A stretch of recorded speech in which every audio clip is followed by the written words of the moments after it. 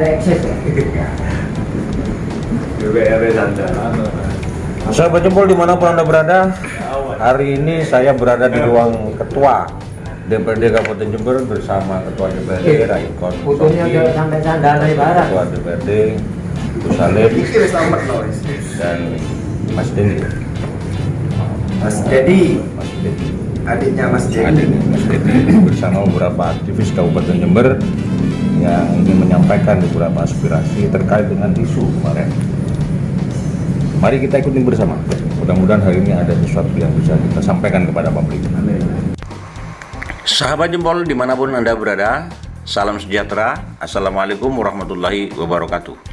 Masyarakat Kabupaten Jember, Jawa Timur kembali dikejutkan dengan beredarnya surat undangan sosialisasi dari Badan Pengawas Pemilu atau Bawaslu Provinsi Jawa Timur tentang putusan Mahkamah Agung MA.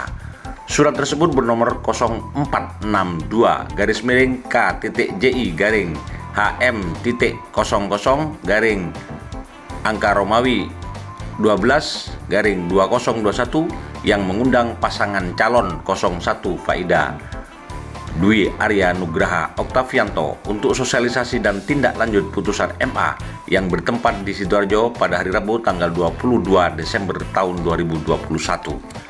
Bahkan beredar informasi dan banner ucapan selamat atas pelantikan Faida Fian sebagai Bupati dan Wakil Bupati Jember periode tahun 2021-2024. Diketahui pasangan Faida Fian merupakan mantan calon Bupati dan Wakil Bupati pada Pilkada Serentak Kabupaten Jember tahun 2020 yang lalu bersama Paslon Hendy Siswanto dan Kiai Haji MB Firjon Barlaman serta Paslon Salam Ivan. Pada Pilkada tahun 2020 telah ditetapkan pemenangnya adalah Paslon Hendy Siswanto dan Kiai Haji MB Firjon Barlaman. Dikonfirmasi, Komisioner Bawaslu Jatim Nur Elia Anggraini mengatakan informasi tentang beredarnya surat tersebut sudah diterima sejak pagi dan sudah di-cross-check di internal Bawaslu Jatim. Ternyata surat tersebut dinyatakan hoaks karena secara tata naskah dinas salah, tidak sesuai dengan yang dipunyai Bawaslu Jatim. Terlebih lagi, Ketua Bawaslu Jatim tidak pernah menandatangani surat dimaksud.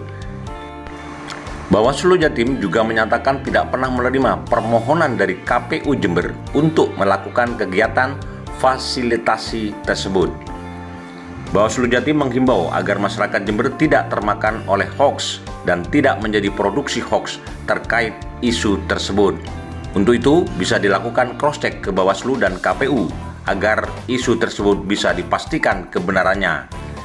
Ketua Bawaslu Jatim M. Amin dalam keterangan tertulisnya hari Rabu pada tanggal 22 Desember tahun 2021 menyatakan bahwa surat tersebut palsu. Secara kelembagaan, Bawaslu Jatim tidak pernah mengeluarkan surat resmi dengan maksud, tujuan, dan tanggal acara sebagaimana dalam kegiatan tersebut.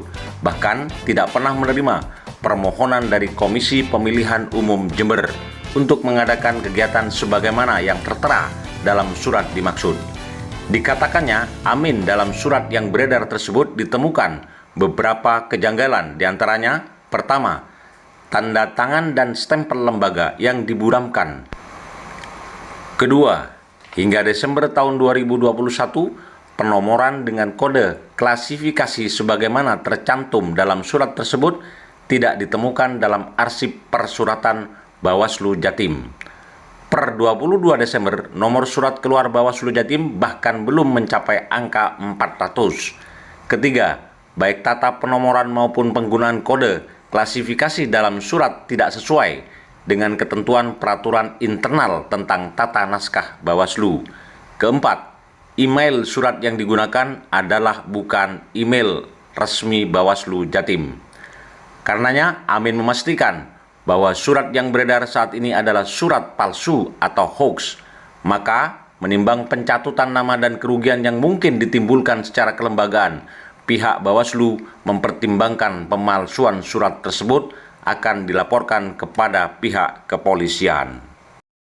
Merespon kegaduhan itu, aktivis Mas Prodem, Masyarakat Pro Demokrasi, mendatangi kantor DPRD Jember pada hari Jumat tanggal 24 Desember tahun 2021 sore, mendesak agar DPRD Jember bersikap atas beredarnya surat Bawaslu yang diduga palsu telah tersebar di grup WhatsApp dan beredar secara meluas di media sosial.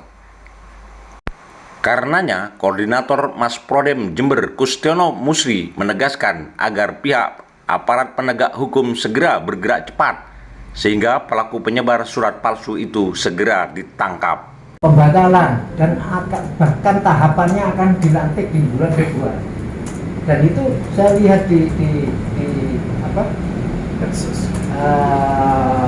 grup WA, pembicaraan di grup WA itu banyak pendukungnya merasa meyakini, alhamdulillah demokrasi sudah datang, keadilan demokrasi sudah datang. Ini menurut saya ini tidak bisa sederhana hanya dengan Bawaslu menyatakan bahwa dokumen yang beredar itu adalah wah. Faktanya di tengah publik masih juga terjadi banyak yang meyakini bahwa itu benar.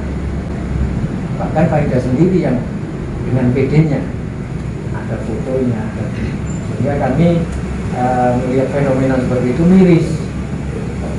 Untuk kepentingan Jember ke depan sampai kapan ini? Nah, ini tidak hanya bisa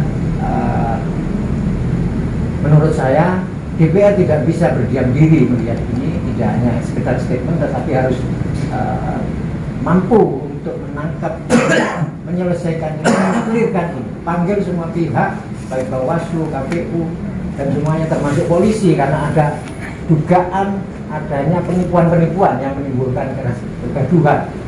Penipuan saja itu pidana, apalagi ada menimbulkan kegaduhan. Itu saya pikir itu dulu dari saya. Monggo Mas Mehmet ditambahi. Saya pikir sama prinsipnya. Jadi semua mungkin baik DPRD, masyarakat Jember, siapapun elemen masyarakat Jember tentu ingin Jember ini kondusif, Jawa dan para pimpinan. Karena kemarin kan kita sudah mengalami sesuatu yang luar biasa. Hari ini tentu ekspektasi publik berharap banget bahwa pembangunan segera kelar gitu ya. Aspal yang rusak mulai dibangun, jalan bolong-bolong mulai diselesaikan, aspirasi masyarakat mulai ditanggulangi, itu kira-kira semua bersepakat dan semangatnya sama saya kira. Kemudian di rentang perjalanan yang kita ketahui 1 tahun perjalanan, hampir 1 tahun ya, Desember mau Februari.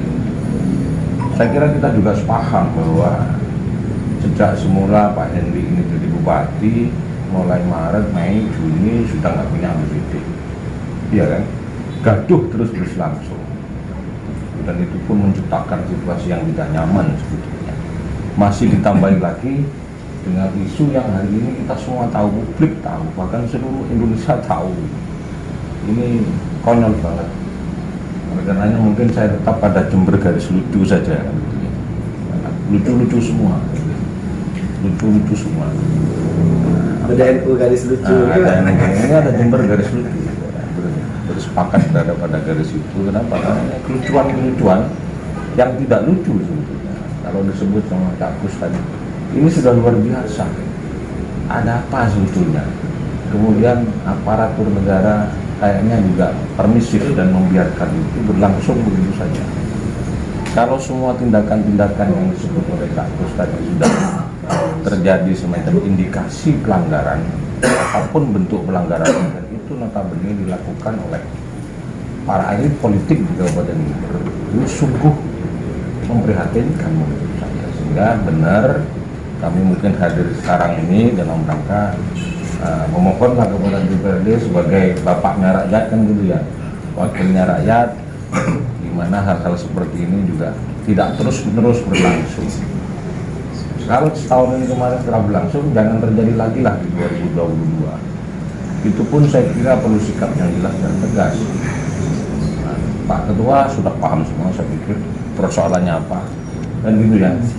Oleh karenanya benar sudah kita bagaimana caranya berkomunikasi dengan para pihak termasuk kepolisian, Bawaslu juga Jember nggak ada sikap, Bawaslu Kabupaten KPU Jember juga nggak ada sikap, ini makin menimbulkan kegaduhan yang itu memunculkan persepsi yang macam-macam. Bener nih kira-kira aja, Bu Faida ini sih bener gitu.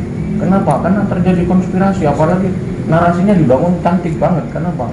Dibangun dari MA ya, keputusan Mahkamah Agung. Ini lucu-lucu juga ini. Kenapa bukan MK gitu ya? Ini kan kalau dibiarkan publik jadi bingung, ini siapa yang berwenang sebetulnya dalam konteks pilkada.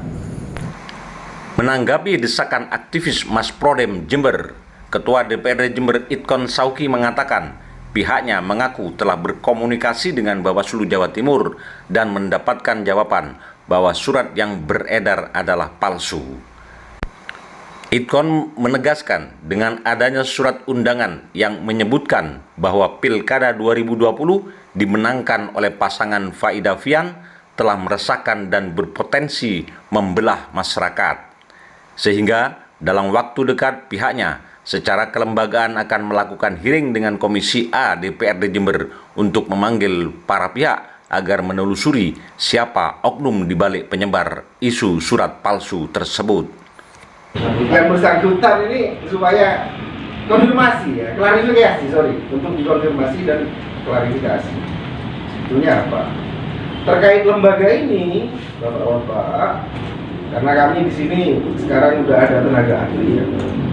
Jadi secara simultan nanti Komisi A hearing, misalkan manggil pimpinan akan konsul ke tenaga ahli kami.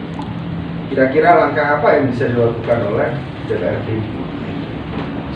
Kalau dari saya sih harus ada konfirmasi dan klarifikasi.